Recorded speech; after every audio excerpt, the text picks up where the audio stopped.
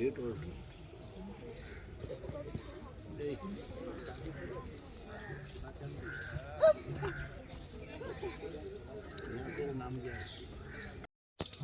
उन्होंने जो बताया वो सब लोगों ने बड़े ध्यानपूर्वक श्रवण किया। कुछ माताएं बहनें अभी बाद में आई हैं तो उनको भी बताना जरूरी था, बाकी सब लोगों के लिए।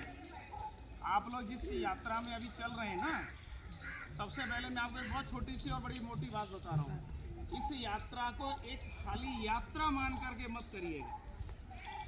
ये मौका जीवन में रोज रोज नहीं मिलेगा, ये लिख लो। आज मिला है, कल किसको मिलेगा नहीं मिलेगा हमें मालूम नहीं है। तो जो मौका मिला है भगवान की कृपा से, सदगुरुदेव के आशीर्वाद से, इसका पूरा सदुपयोग करना चाहिए हमें। और भगवान से निरंतर प्रार्थना करनी चाहिए ऐसा मौका बार बार मिलता रहे। ठाकुर जी की कृपा बनी रहे, गुरु जी का आशीर्वाद बना रहे और ऐसा समय जीवन में बार बार आए, ऐसा भगवान से निवेदन करना चाहिए। तो आपको मैं बता दे रहा हूँ, पूज्य महाराज श्री जिनके श्री चरणों में मैं प्रणाम करते हुए तो जो शब्द टूटे फूटे बोलने का उनकी आगे आगे कुछ हो नहीं सकता है, आप सब जानते हैं। तो आप लोग पूज्य महाराज श्री के सानिध्य में जो यात्रा कर रहे हैं ये साधारण नहीं है। और सबसे बड़ी बात तो ऐसे महापुरुषों के साथ, संतों के साथ यात्रा का ऑटोमेटिक लाभ भी कई गुना बढ़ जाता है। यात्राएं तो आप अकेले भी कर सकते हो, किसी और के साथ भी कर जाओगे, परंतु महापुरुषों के साथ सभी मिलता है। यात्रा का मौका तो बहुत लोगों को मिलता है, पर ऐसा मौका हर किसी के नसीब में नहीं है जो आप लोगों को मिला है। ठाकुर जी की कृपा से मिला है, गुरु जी के आशीर्वाद से मिला है। आप लोग जिस यात्रा में हैं, मैं पहले आपको बता देना चाहता हूँ, यात्रा का सबसे बड़ा अर्थ है कि उसमें से कोई शिक्षा आपको लेके जानी चाहिए और उसे जीवन में उतारना, तो यात्रा सार्थक। और भूमि को खाली प्लेन करना है, सामने की जगह की जरूरत है, आगे पीछे कहीं नहीं। माता जी मिट्टी को मत हटाओ ना, मिट्टी को मत हटाओ, मिट्टी को हटाना नहीं, केवल हाथ फिराना है बस। हो गया, सबने कर लिया। अभी देखो ये अनामिका उंगली है जिससे हम लोग चंदन लगाते हैं, सब लोग उस उंगली का ही उपयोग करेंगे। और इससे स्क्वायर बना लेना है अपने सामने में, जैसे बाउंड्री वॉल करते हैं ना प्लॉट की, और जल्दी से ऐसा स्क्वायर बना लो आप लोग।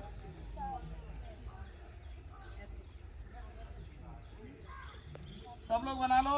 और अपनी तरफ में घर का जैसे दरवाजा होता है ना, तो एक सेंटर में एक रास्ता जरूर छोड़ लेना। हाँ, अपनी तरफ में ही रास्ता एंट्री करने के लिए। हो गया, सबने बना लिया। अब देखो इधर ध्यान करो, दोनों हाथ ऊपर ऐसे उठा लो, हाथ खाली कर दे, मुट्ठी बंद कर लो, अंगूठा बाहर रखना है सबने, और दोनों हाथ मिला लो ऐसे, दोनों हाथ मिला लेना। माताएं बहनें ऐसे नहीं भैया, ऐसे सीधे सीधे देख ऐसे। हाँ, अब देखो आपने करना क्या है, यहाँ से लेके ना यहाँ तक का हिस्सा है आपके हाथों में दोनों का, ये बिल्कुल सेंटर में एक बार ऐसे करके रख दो, जोर से उठा के रख दो। आपने जिन्हें ज़्यादा ठोस बना दी है ना जगह, उनको आ रही है थोड़ी सी मुश्किल, बस थोड़ा सा हिलाएंगे, बस आपका हो जाएगा, इतने में हो जाएगा आपका तो बहुत ठीक। अभी देखें, हाथ उठा के देखोगे ना, ठाकुर जी के चरण चिन्ह बन जाएंगे। गौर से देखो, आप लोग आकृति आपको नजर आ जाएगी, गौर से देखना। अभी इसमें कमी है, जल्दी से उसको पूरा करना है। आगे का हिस्सा है ना, उंगलियां बनानी है, 5 इधर 5 इधर, सब लोग बना लो जल्दी से। छोटी छोटी उंगलियों के चिन्ह आप लोग बना दें। हो गया, उधर पीछे भैया हो गया। जिनकी समझ में नहीं आया पूछ लेना, और हो गया तो जरा जवाब दे दो। एक बार प्रेम से बोलो, बाल कृष्ण लाल की। अभी आगे का काम समझ लो। जिधर उंगलियों के निशान बनाए ना, उधर से शुरू करना है अपने लेफ्ट साइड से, और एक कॉर्नर पे एक छोटा सा आसन बिछा दो, गोला बना दो छोटा छोटा, और वहीं से चारों कोने कवर कर दो ऊपर से। जल्दी जल्दी करते जाओ, फटाफट फटाफट, 5 मिनट में फ्री हो जाएंगे हम लोग। माताजी कॉर्नर कॉर्नर, केवल कोने में, एक एक कोने में बस। हाँ, वहाँ की भी जगह बताएंगे क्या करना है आपने। ये चारों कोने कर दो कवर, केवल चारों कोने में। हो गया, बोलो शंख चक्र गदा पद्म, ये भगवान विष्णु की 4 भुजाओं के 4 आभूषण हैं। आप लोगों ने चारों कोने में विराजमान किया। देखो भैया कुछ कह रहे हो, क्या गड़बड़ हो गई? हो गया। लेफ्ट में भी ऐसा ही एक पॉइंट रख दो, जो भगवान के चरण बनाए ना, उनके एक राइट में एक लेफ्ट में। हाँ। बीच में हाँ, नहीं कोने पे, सब कोने पे। हो गया, कितनी जगह हो गई?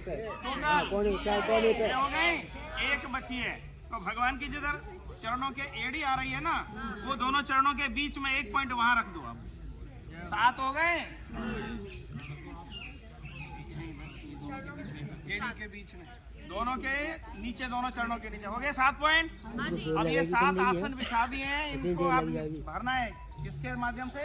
आप निमंत्रण दीजिएगा, 7 तीर्थों का आह्वान करेंगे, उनको बिठाना है।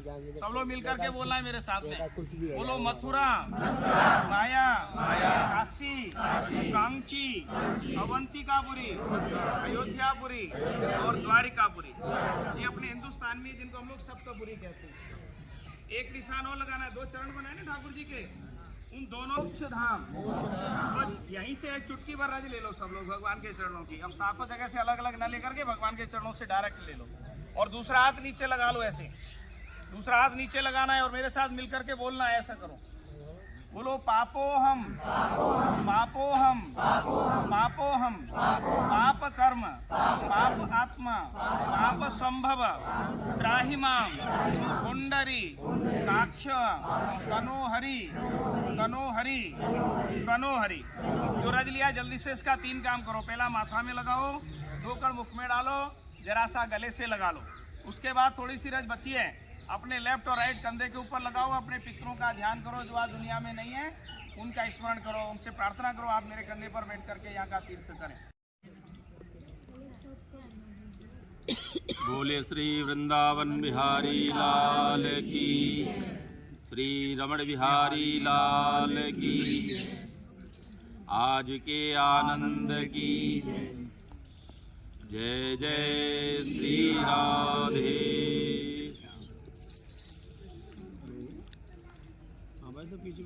भगवान श्री रमण बिहारी जी की इस रमण स्थली में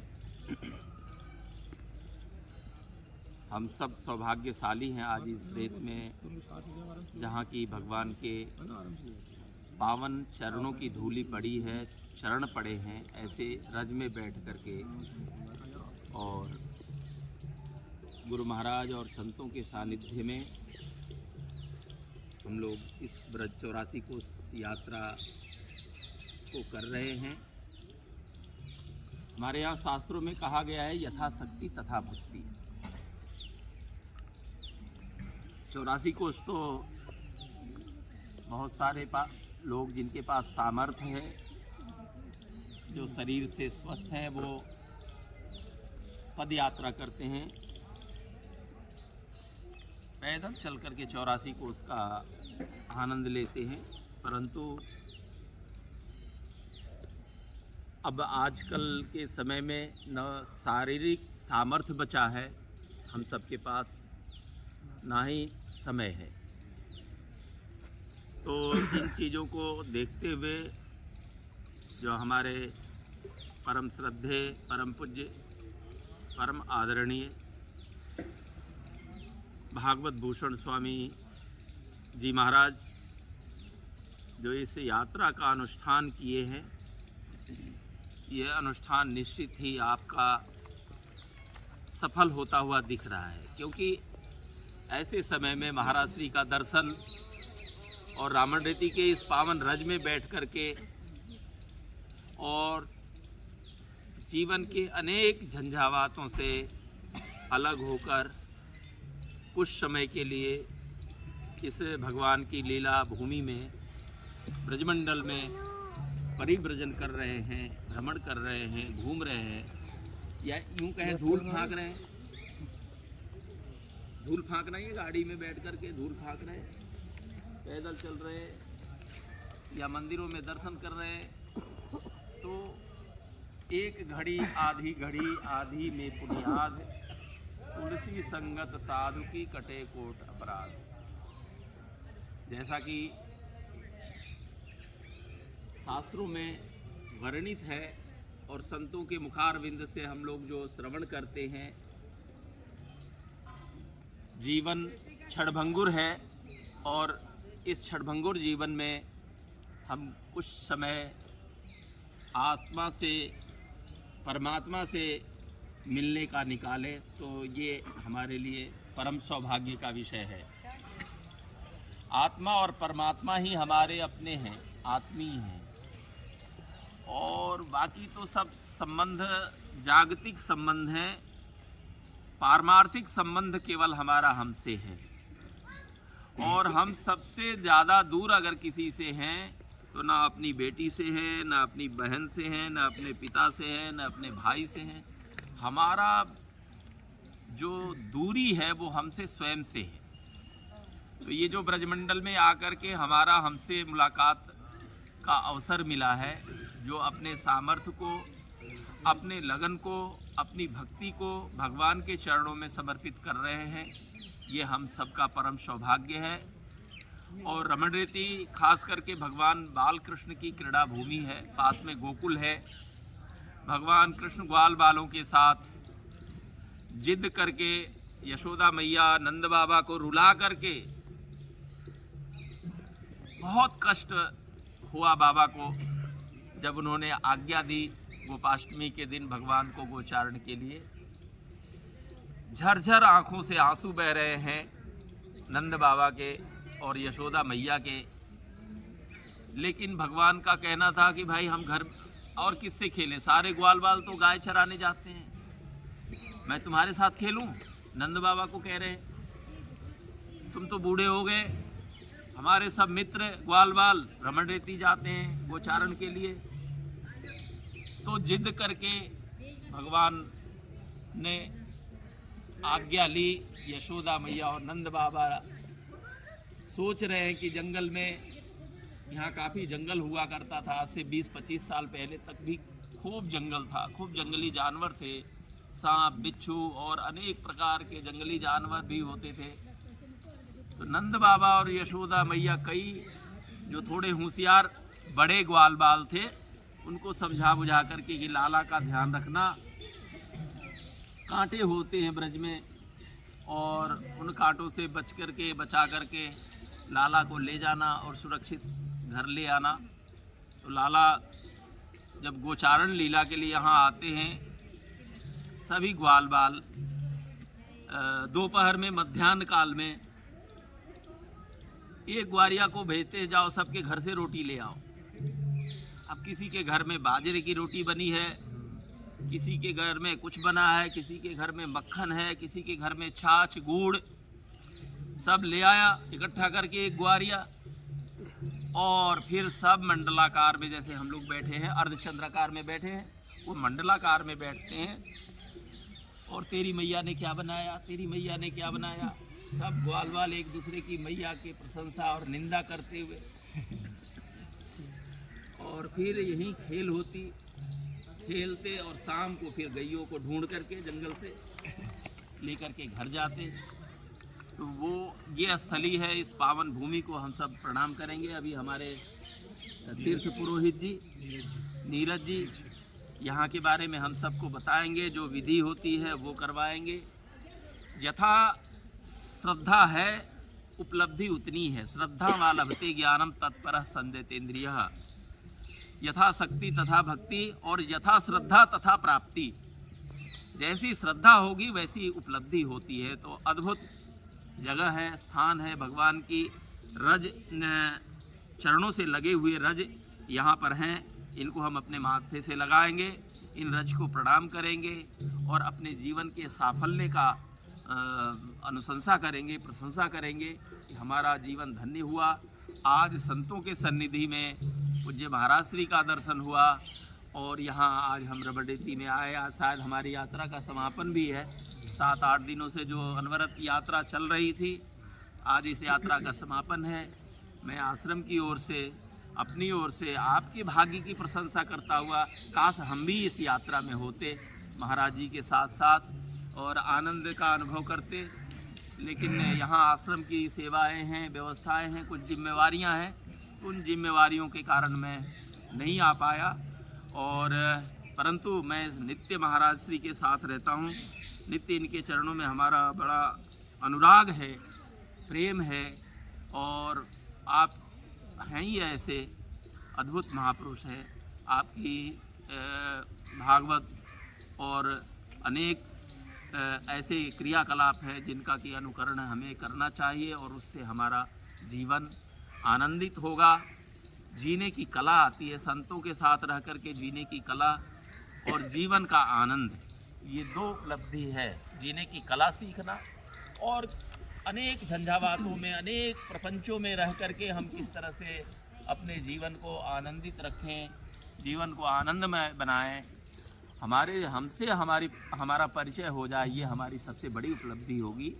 हम सबके बारे में जानते हैं, सबके दुर्गुणों को जानते हैं, सबके दुर्गुणों का बखान करते हैं, सबके गुणों का बखान करते हैं, लेकिन अगर कोई सबसे ज़्यादा अपरिचित व्यक्ति है तो वो हम ही हैं, अपने स्वयं के अपरिचित। दुनिया के तमाम चीज़ों के बारे में हम जानते हैं, लेकिन अपने बारे में नहीं जानते हैं। ये यात्रा हमारा हमसे परिचय कराने के लिए, परमात्मा से मिलाने के लिए, आत्मा की अनुभूति कराने के लिए, आत्मा अनुभव कराने के लिए ये यात्रा सफल हो रही है। इसके लिए आप सबको हमारी ओर से शुभकामनाएं और शुभ आशीर्वाद। जय श्री कृष्ण। बोलो स्वामी जी महाराज की जय, रमण रेती धाम की जय, जय जय श्री राम। स्वामी जी ने बहुत सुंदर हम आप सबको शिक्षा प्रदान की और बताया कि जैसी श्रद्धा वैसा ही फल, जैसी भक्ति वैसे ही शक्ति। तो ये सबसे बड़ी मूल्य है। अष्टादश पुराणेषु व्यासस्य वचनद्वयम् परोपकाराय पुण्याय पापाय परपीडनम्। महाराज जी ने 2 शब्दों में पूरी यात्रा का सार बता दिया। तो आप सब बड़े भाग्यशाली हैं। हम आप सब यहाँ रमण रेती धाम में बैठे हैं और वो रज है ये जहाँ श्री कृष्ण ने दिव्य लीलाएँ की। राधा कृष्ण जी ने, महाराज जी ने बताया, महाराज जी ने आशीर्वाद दिया। महाराज जी की बड़ी कृपा है हम सब पर। जय श्री कृष्ण।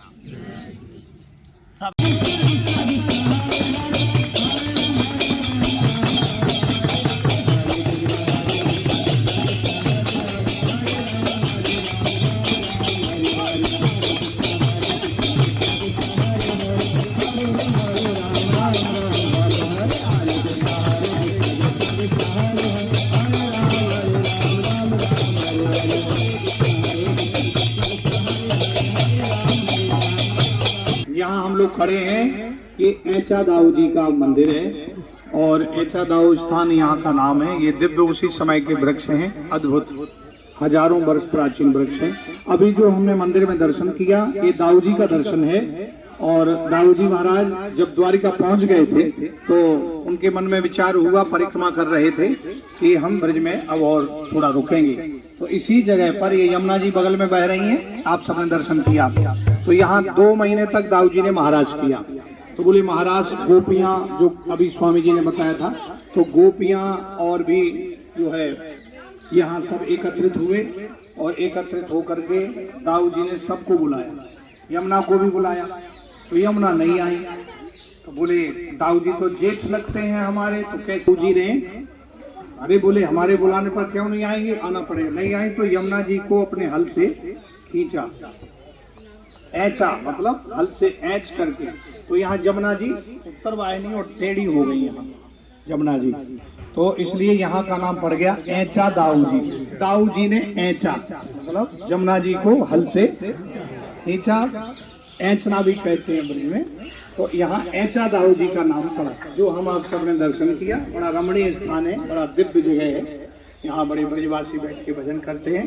बोलो दाऊ जी महाराज की, ऐचा दाऊ जी की, राधे राधे। हाँ हाँ।